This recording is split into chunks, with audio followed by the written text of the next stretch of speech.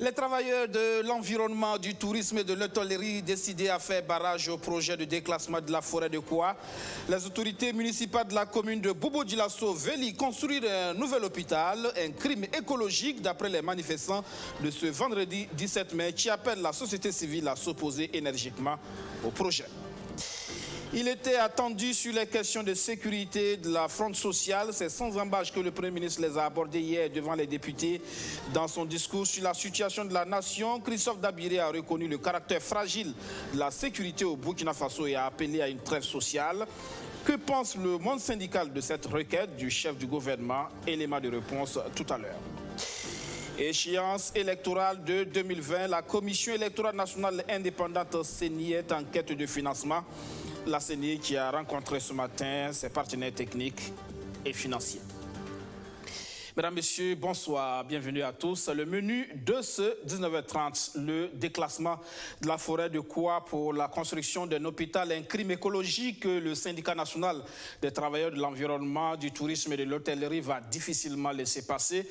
Pour le syndicat, c'est paradoxal que le gouvernement burkinabé se plaise à encaisser les fonds internationaux pour l'environnement et en même temps n'hésite pas à détruire une forêt vieille de 83 ans. Face à la presse ce matin, l'appel du SINTE est clair. La société civile doit faire barrage à ce forfait. Luc Pabelgen. Détruire 16 hectares de forêt sur 350 hectares pour y bâtir un hôpital, les autorités burkinabèses semblent banaliser les conséquences. L'arrêté communal déclassant la forêt de Koua à Bobo-Dioulasso et l'explication du Premier ministre devant l'Assemblée nationale ne rassurent guère les travailleurs de l'environnement, du tourisme et de l'hôtellerie. Face à ce qu'il est convenu d'appeler suicide écologique, le syndicat donne de la voix. La question est claire, ce n'est pas un problème de site. C'est des ambitions inavouées, comme on l'a dit dans notre déclaration, et on ne le cache pas, qu'on nous prouve le contraire. Les gens ont des agendas politiques qu'ils veulent en tout cas rapidement rattraper, parce que nous qui sommes sur le terrain, on a échangé avec les autorités locales qui disent que c'est une question de délai. Donc ils sont pressés. Voilà pourquoi vous comprendrez qu'eux qui parlent de procédures n'ont pas attendu ces procédures pour commencer le travail. Donc je pense que le choix des sites, ce n'est pas ça le problème est ailleurs. Pourquoi le syndicat? Parce que en tant qu'agent forestier et environnementaliste, la forêt classée, c'est notre outil de travail. C'est quand tu as un outil pour travailler que tu travailles. S'il n'y a pas l'outil, ton travail devient, ça veut dire que c'est inutile. Les actions de dénonciation ne vont pas manquer pour faire barrage à la mort annoncée d'une forêt de 83 ans. Résumer cette affaire au déboisement et au reboisement serait une erreur de la part du gouvernement. Ce n'est pas seulement une question d'arbres. La forêt de Koua abrite non seulement différentes espèces d'arbres, mais aussi plusieurs nappes d'eau. Aujourd'hui, nous connaissons les différentes pressions qui sont exercées sur les forêts. Les agriculteurs en veulent. Les éleveurs demandent d'ouvrir pour le pâturage. Aujourd'hui, c'est l'État lui-même qui dit on va construire des hôpitaux piens dedans. Bon, qu'est-ce que nous on fait? C'est le même État qui nous dit, à travers la loi, nous a dit assurer l'intégrité, la protection, la sauvegarde, la préservation donc, de ces forêts. Bon, si c'est l'intention de l'État, qu'on attend, on prenne les dispositions, même si c'est toutes les 77 aires classées qu'on déclasse, nous actons. Mais en attendant, la loi nous donne force d'assurer l'intégrité de ces forêts jusqu'à ce que la loi revienne avec une version contraire. Le syndicat national des travailleurs de l'environnement, du tourisme et de l'hôtellerie prévient, il va se dresser sur le chemin de quiconque veut accompagner le sacrifice de la génération future. Et tuer des arbres pour sauver des vies humaines est une comparaison qu'aucune autorité ne devrait s'hasarder à faire, parlant du déclassement de la forêt de Koua. Je rappelle, un sit-in a même été organisé ce matin devant le ministère de l'Environnement.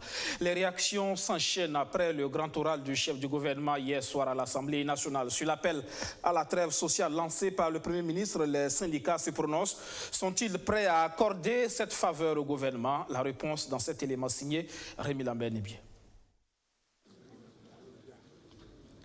Au perchoir sur 16 mai, Christophe Dabiré savait bien que les personnes à convaincre par la pertinence de son discours sont logées hors de l'hémicycle. Les questions sont posées ici par les députés, mais les réponses, elles, sont jugées ailleurs. Alors que le chef du gouvernement exposait aux élus nationaux l'état de la nation, il fallait attendre quelques heures plus tard pour sonder les répercussions au sein de l'état-major syndical avant de juger de la portée de cette adresse. La satisfaction des partenaires sociaux étant une composante majeure dans l'équilibre recherché par les autorités burkinabées. Je note que le Premier ministre a indiqué qu'il mesurait l'ampleur des attentes des agents publics. Ça, c'est une bonne chose. S'il est conscient qu'au niveau des agents publics, effectivement, il y a de grosses attentes, bon, c'est déjà ça. De l'hémicycle, le Premier ministre a lancé une fois de plus l'appel à la trêve sociale. Mais au sein de la Confédération générale des travailleurs du Burkina, cet appel laisse plus d'interrogations. En réalité, depuis qu'il en est question, jusque-là, personne ne nous a dit quel est le contenu exact qui est donné à la trêve sociale. Quelles sont les attentes vis-à-vis des travailler leurs organisations par rapport à cette trêve sociale et qu'est-ce qu'on met dans la balance. Les syndicats de la santé s'apprêtent à observer une grève générale allant jusqu'à 96 heures la semaine prochaine. Mais les échos de cet appel à la trêve sociale qui a pu retentir avec insistance au sein des 6 syndicats de la santé semblent n'avoir pas fait frémir. On a passé tout notre temps à passer dans les bureaux, à taper les portes pour essayer de discuter, même si on ne nous invitait pas à la discussion, pour essayer de discuter, pour trouver une sortie de crise qui était en vue. Alors maintenant, je pense qu'on est arrivé à un moment où, malgré tous les efforts qu'on a eu à mettre en œuvre, malgré toute notre volonté à prioriser la discussion, à prioriser le dialogue, on a un gouvernement en face qui, en plus d'être sourd, est irréaliste et, j'allais dire, myope, refuse de voir les choses. Visiblement, la crise de confiance est déjà née entre Christophe Dabiré et ses partenaires sociaux en seulement 4 mois de cohabitation. Et pour la partie syndicale, cette méfiance tire une fois de plus ses sources d'une histoire de promesses non tenues. À la formation de son gouvernement, il avait annoncé que très prochainement, ce sont ces termes, le gouvernement allait tenir un séminaire pour revoir le train de vie de l'État et qu'après cela, il rencontrerait les partenaires sociaux. Je constate que ni l'un ni l'autre. Il y a eu un séminaire gouvernemental, c'est vrai, mais qui n'a pas abouti à ça. Pourtant, ces promesses restent d'actualité, a confessé le Premier ministre devant l'Assemblée nationale. Ces documents sont aujourd'hui prêts, mais nous avons versé ça dans le dossier global de la remise à plat des rémunérations. Le chef de l'État a préféré que lorsque nous serons tous d'accord sur la remise à plat des rémunérations des agents de la fonction publique, nous pourrons adopter ces textes ensemble pour montrer notre volonté déterminée d'aller dans le sens du règlement des problèmes d'inéquité au niveau de notre fonction publique et au niveau global de la gestion des affaires de l'État. Mais ce n'était pas annoncé comme ça au départ. Et si on veut que ça prenne, la logique voudrait qu'ils donnent l'exemple, que ça commence par eux, surtout que c'est des traitements parfois sur des bases illégales. Les contrats qui ont été signés avec certains ministres qui leur permettent d'avoir 3 millions, 5 millions, 8 millions, c'est en dehors des textes qui fondent la rémunération des membres du gouvernement. Christophe Dabiré a également demandé de la patience à ses partenaires sociaux en indiquant que son gouvernement était dans une dynamique d'appurement du passif. Mais là encore, on dit avoir du mal à croire à la parole du gouvernement. Il y a ce que disent les dirigeants et il y a ce qui est là. Voilà, ils disent qu'ils ont commencé par l'appurement. Nous, en tout cas, au niveau du secteur de la santé, nous n'avons pas vu, en tout cas, un début de mise en œuvre de cet appurement. Voilà. Et c'est la chose d'ailleurs même que nous avions demandé quand nous étions en discussion avec ce même gouvernement. Nous leur avons dit, en réalité, nous savons très bien, nous sommes conscients, nous ne sommes pas naïfs, nous savons très bien que vous avez des problèmes de trésorerie. Voilà, on ne vous demande pas tout de suite et maintenant de payer tout le monde, mais au moins qu'il y ait un début de mise en œuvre. Et nous leur avons fait cette proposition, on leur a demandé à ce qu'on commence par les retraités et qu'on aille doucement, voilà, jusqu'à ce qu'on puisse appuyer tous les passifs. C'est ce qu'on a même proposé au gouvernement, jusqu'à ce qu'on dépose notre mot d'ordre de grève. Tout comme l'appel à la trêve sociale lancé par le président du Faso. Celui lancé hier par le Premier ministre semble tomber dans les oreilles du sourd au regard de la réaction des organisations syndicales au lendemain de son discours. 2020 est déjà à nos portes et la Commission électorale nationale indépendante met les bouchées doubles pour être au rendez-vous des élections générales au Burkina Faso. Les enjeux de ces élections et la question même de leur financement étaient au cœur de la rencontre de ce matin entre le président de la CENI et les partenaires techniques et financiers du pays. Alexis Bilemnaba, Kwame Vedapa. Le besoin en expertise et en moyens financiers, c'est le sujet de cette réunion entre la Commission électorale nationale indépendante et les partenaires techniques et financiers du Burkina ce 17 mai. Une rencontre qui s'inscrit dans une dynamique de la perspective générale des élections de 2020. C'est une tradition pour la CENI, à la veille des élections, d'organiser et de rencontrer les partenaires pour essayer de discuter. Vous savez que le processus électoral est une action extrêmement complexe qui demande à la fois de l'expertise technique, mais également aussi des soutiens financiers importants. Je vous ai donné des ratios tout à l'heure. Pour qu'un électeur vote au Burkina, il faut pour chaque électeur dépenser 6 700 francs. Si vous avez 8 millions d'électeurs attendus, vous multipliez les 6 700 francs par 8 millions, vous retrouvez avec environ 52 milliards de francs CFA qu'il faut mobiliser. Évidemment, les élections, c'est une action de souveraineté. Mais cela n'empêche qu'on peut demander aux partenaires techniques et financiers du Burkina de nous aider dans la mesure du possible de ce que nous ne pouvons pas faire. Et le président de la CENI de rassurer, la participation des partenaires financiers au budget électoral n'est pas de nature à remettre en cause la souveraineté et l'indépendance de la Commission électorale nationale indépendante. C'est vrai que l'élection est une action de souveraineté. Mais on se dit que les partenaires techniques et financiers participent déjà du budget national. Comme vous savez, je ne vous apprends rien, mais dans notre budget, les partenaires interviennent conséquemment. Donc, s'ils peuvent participer à ce niveau, quid, évidemment, du processus électoral sans remettre en cause notre indépendance et notre souveraineté. Au cours de cette rencontre, le président de la CENI a fait ressortir la particularité des élections de 2020. La situation sécuritaire difficile, la cohésion nationale mise à mal, la question du vote des Burkinabés de l'extérieur et le référendum constitutionnel dont la date est attendue. Des facteurs qui illustrent les défis et les enjeux majeurs auxquels la CENI est confrontée. Et c'est parti pour les J-Prozac, les journées promotionnelles des semences améliorées certifiées. Pour la première fois, l'Union nationale des producteurs sémenciers du Burkina présente au grand public les variétés semencières du pays. Didier Daourou, Kwame Vedapa nous font le point sur l'ouverture de la foire intervenue ce matin à Ouagadougou. Après l'installation officielle de son bureau le 30 avril dernier, l'UNPSB, l'Union nationale des producteurs sémenciers du Burkina Faso, est déjà à pied d'œuvre. Mettre les différents acteurs au même niveau d'information et faciliter l'approvisionnement en semences des producteurs agricoles, tel est l'objectif de cette première édition des journées promotionnelles des semences agricoles améliorées certifiées J-Prozac. Des journées marquées par plusieurs activités, dont un marché d'exposition vente des semences, d'intrants et des services techniques. L'objectif de ces journées est de contribuer à la promotion et à l'utilisation efficiente des semences agricoles améliorées et certifiées par l'adoption d'une stratégie impliquant et responsabilisant les différents acteurs sémenciers pour une sécurité alimentaire au Burkina Faso.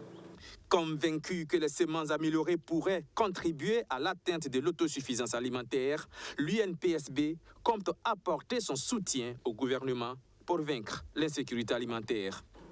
Moins de 50% des semences produites sont commercialisées. Le reste est vendu comme graines à la consommation, alors que le taux national d'utilisation des semences améliorées n'excède guère 1%. C'est pourquoi nous pensons humblement que les décideurs et les acteurs doivent parler le même langage. La planification et la mise à disposition des moyens et le suivi vous incombent. Et les champs nous incombent pour que nous boostons ensemble la faim hors de nos frontières. Après avoir fait le tour des stands, le patron de la cérémonie, Bala Alassane Sakandé, s'est dit être convaincu que le développement du Burkina Faso repose sur l'agriculture. Il réaffirme par ailleurs son engagement à toujours accompagner les producteurs. Avec nos braves paysans, c'est ça qui nourrit le Burkina. Et j'ai toujours dit, et je redis toujours, que l'avenir du Burkina Faso se trouve dans l'agriculture et l'élevage. Ça ne tarit pas, contrairement à l'or, au pétrole ou au diamant. L'Assemblée nationale, en tout cas par ma modeste personne, nous sommes disposés à accompagner les agriculteurs, les semenciers, afin qu'il puisse y avoir en tout cas, si vous voulez, un kit qui soit mis à disposition et systématiquement tous les ans, il suffit de déclencher le process pour que les semences puissent arriver aux populations à temps. Cette première édition des JPROSAC est placée sous le thème « Stratégie et rôle des acteurs sémenciers pour la promotion et l'utilisation efficiente des semences en vue d'une sécurité alimentaire au Burkina Faso ». Outre la foire, un panel a également été organisé en vue d'informer davantage les producteurs, notamment sur les mécanismes d'accès aux semences. Direction Kaya à présent, où s'est déroulée hier la cérémonie de sortie de 2 jeunes garçons du cercle d'appui direct de l'ONG Compassion Internationale. Après plus de 14 ans de soutien scolaire, sanitaire et autres, ils doivent désormais prendre leur vie en main. Alexis Belamnaba, Rémi Lambert-Nebier. Après plus de 14 ans de coaching, de soutien scolaire, sanitaire et dans plusieurs autres domaines, il est temps pour ces 2 jeunes bénéficiaires de l'appui de l'ONG Compassion Internationale Burkina de prendre leur destin en main. Ils ont 22 ans chacun. Ils doivent désormais construire leur vie de façon individuelle et responsable pour marquer le début d'une nouvelle vie pour ces jeunes sortis du Centre de développement pour enfants CDE. Le cluster de Kaya Zignari a organisé cette cérémonie en leur honneur. Au niveau du programme, il y a, comme on le dit, une certaine règle. À partir de 22 ans, l'enfant quitte le programme, mais on ne met pas l'enfant dehors. Sur le plan financier, il ne fait plus partie du groupe d'enfants que nous soutenons directement. Le soutien direct s'arrête, mais le suivi continue. Cet enfant-là est un fruit, et un fruit, on ne le jette pas. Au mieux, on l'exploite, c'est ça. On utilise ce fruit-là et c'est un témoignage pour nous. Alors, ces fruits que nous avons aujourd'hui peuvent être des ressources pour nos centres de développement. Ça, c'est une première partie. Et deuxièmement, il s'agira pour nous, pour les responsables qui sur le terrain implémentent le programme, de les accompagner et de continuer à les suivre parce qu'ils ne sont pas encore arrivés. C'est un autre départ. 14 ans de soutien et d'apprentissage. Ils se disent bien armés pour affronter les différentes réalités de la vie active. Je suis prêt à confronter les différentes activités pour la vie active. Parce que, en ayant reçu les formations, les enseignements concernant ce projet qui nous a été bénéfique, vraiment, il nous a accompagnés, il nous a enseigné de tous les côtés. Donc, je pense que j'ai les atouts pour confronter la vie active. Mon projet est que si je gagne, puisque je suis un élève candidat au bac cette année, si j'arrive à gagner, Dieu faisant les bien choses, si je gagne mon bac, je vais faire la menuiserie. Donc, je pense à ça. Et puis, encore, essayer de rejoindre, comme le PF nous disait, essayer de rejoindre nos tontons, nos tantis pour le bien développement de ce projet. Le cluster de Kaya Zignari regroupe 13 églises évangéliques partenaires de l'ONG Compassion Internationale Burkina. Ces 13 églises regroupent en leur sein des centres de développement pour enfants. Ils œuvrent quotidiennement à promouvoir un développement intégral au profit de 4300 enfants dans cette zone et plus de 20 000 enfants au plan national. Dans leur projet professionnel, les étudiants peuvent compter sur le soutien du club BF1. Depuis 4 ans, le Forum national sur le leadership et l'entrepreneuriat qu'il organise permet d'accompagner les porteurs de projets. Cette année, le club ne va pas non plus déroger à son engagement. Le FONEL aura lieu du 24 au 25 mai prochain. Kevin Elodie, Zaba, Rémi Lambert, Nebier. Inciter et accompagner les jeunes dans l'entrepreneuriat en vue de promouvoir leur auto-emploi. C'est le défi que s'est lancé le club BF1 à travers le FONEL, le Forum national sur le leadership et l'entrepreneuriat. Il assiste les étudiants burkinabés dans la conception et la mise en œuvre de projets professionnels. C'est notre contribution d'initier ce forum, mais pas juste du fait qu'on reste toujours dans la communication, mais non, mais nous partons aussi dans la pratique. Les projets sont initiés avec là où le forum se passe, bien sûr en complicité avec l'université qui accompagne le forum, et nous voyons dans quelle mesure nous pouvons former, initier un projet ensemble, et on part à la conquête des personnes ressources pour ce forum. Le forum est à sa 4e édition. Les organisateurs se réjouissent des acquis enregistrés. Les participants aux précédentes éditions ont pu effectuer leur premier pas dans le monde professionnel. Au bout de ces 4 éditions, nous avons des jeunes exemplaires qui aujourd'hui sont fiers de participer à ce forum. Nous avons pas mal de jeunes aujourd'hui qui sont ensemble, qui se sont unis pour créer leur propre lycée. Et ça se dit, ils l'ont avoué. Et ça fait une fierté comme ça quand ces personnes reviennent pour nous dire, tiens, grâce au forum et grâce au FONEL, nous avons osé, nous sommes sortis de l'obscurité et ça fait plaisir. Pour cette édition, le club est en partenariat avec l'ISGEBF, l'Institut supérieur en génie électrique. Nous attendons bien sûr une forte mobilisation du côté des étudiants. Pour nous, c'est vraiment une bonne chose parce que notre établissement aussi déjà cultive cette manière d'accompagner les étudiants déjà. Donc, nous, c'est déjà l'esprit pour dire aux étudiants, vous devez apporter quelque chose, vous êtes déjà outillés. Le FONEL se tiendra du 24 au 25 mai 2019 au sein de l'ISGEBF. Ce forum apparaît comme un cadre de mobilisation contre le chômage qui touche plus de 8% des jeunes au Burkina Faso.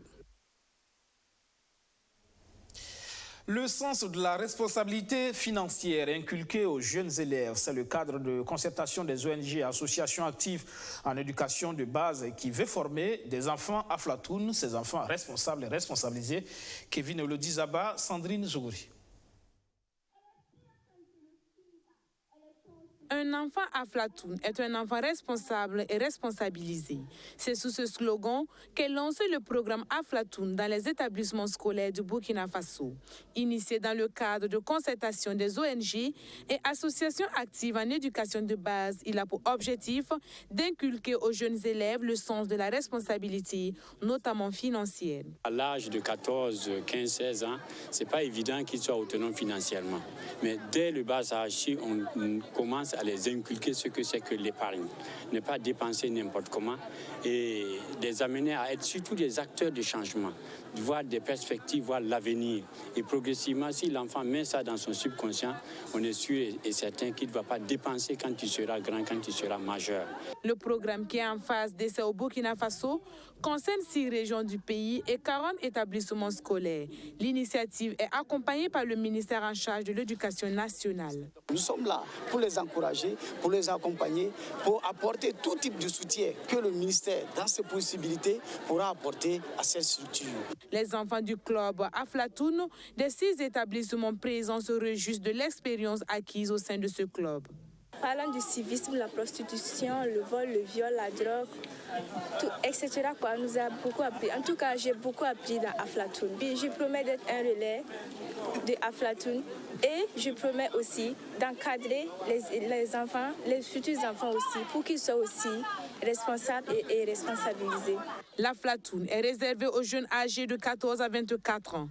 La phase pilote, qui se poursuivra jusqu'au mois de décembre 2019, sera suivie d'une évaluation de la mise en œuvre du programme. Le bilan après 4 années de mise en œuvre du projet de gestion de la morbidité et de la prévention des incapacités liées à la filariose lymphatique et au trachome. Plus de 200 000 personnes soignées dans les régions du centre-nord et des Hauts-Bassins. Les acteurs s'en félicitent au cours d'un atelier hier à Ouagadougou. Luc Pabelgem. Salfo Ouedraogo ne fuit plus les regards des gens. Il apparaît maintenant en public parce qu'il s'est débarrassé d'un fardeau ô combien lourd puisqu'il se trouvait dans le pantalon. L'hydrocèle ou l'augmentation du volume du scrotum par un épanchement liquidien dans la vaginale communément appelée la hernie le mettait mal à l'aise à tous les égards. Grâce au projet de gestion de la morbidité et de prévention des incapacités liées à la filariose lymphatique et au trachome, Salfo peut maintenant se fourrer et il se sent mieux. Ce projet, mis en œuvre par Helen Keller International en collaboration avec le ministère de la Santé et financé par l'USAID, l'Agence américaine de développement international depuis septembre 2015, arrive à terme en fin juin 2019. Avant sa clôture, les acteurs se sont retrouvés au cours de cet atelier. C'est une initiative du peuple américain au peuple burkinabé, visant à soutenir les efforts du pays dans la lutte contre les maladies tropicales négligées et principalement pour soulager les personnes souffrant des conséquences délibérantes de 2 maladies tropicales négligées qui sont la filariose lymphatique et le trachome. Le projet MMDP a abouti des réalisations importantes et des résultats concrets avec un potentiel d'avoir contribué positivement à la santé et au bien-être de la population burkinabé. Le projet qui s'achève bientôt avait pour but d'aider les 3 pays bénéficiaires que sont le Burkina Faso, le Cameroun et l'Éthiopie à atteindre leurs objectifs d'élimination du trachome et de la filariose lymphatique. Au Burkina Faso, les régions sanitaires des hauts bassins du centre-nord ont été ciblées avec 6 districts sanitaires par région. D'abord, dans la composante de lutte contre le trachome, le projet a réalisé la formation des acteurs impliqués dans la mise en œuvre du projet à tous les niveaux du système de santé. Au total, 21 campagnes de chirurgie du trachéasis trachomateux ont été réalisées au cours des 4 années de mise en œuvre. Et au cours de ces campagnes, tenez-vous bien, à peu près 230 000 personnes ont été examinées, 2500 personnes ont été dépistées et près de 2000 personnes ont été opérées du trachéasis trachomateux. Dans le souci de pérenniser ces acquis, le projet MMDP a doté notre département, notamment les institutions de formation, en kit de formation, afin d'assurer non seulement la qualité dans la prise en charge, mais également de permettre la formation continue des acteurs. Le financement de l'USAID pour le projet de gestion de la morbidité et de prévention des incapacités liées à la filariose lymphatique et au trachome s'élève à 2,109 milliards de francs CFA. 4 ans après sa mise en œuvre, 1990 personnes ont été opérées du trichiasis trachomateux et 1188 personnes de l'hydrocèle, sans oublier les nombreux cas de lymphodème ou éléphantiasis pris en charge. Et c'est la fin de ce journal. Mais restez avec nous à 20h15, le JT Moré avec Eric Soudry. Et puis à 20h30, retrouvez Walia Caroline Yoda dans l'émission Éclairage, un nouveau numéro consacré au Ramadan et aux jeunes musulmans. Bonne suite du programme. À demain.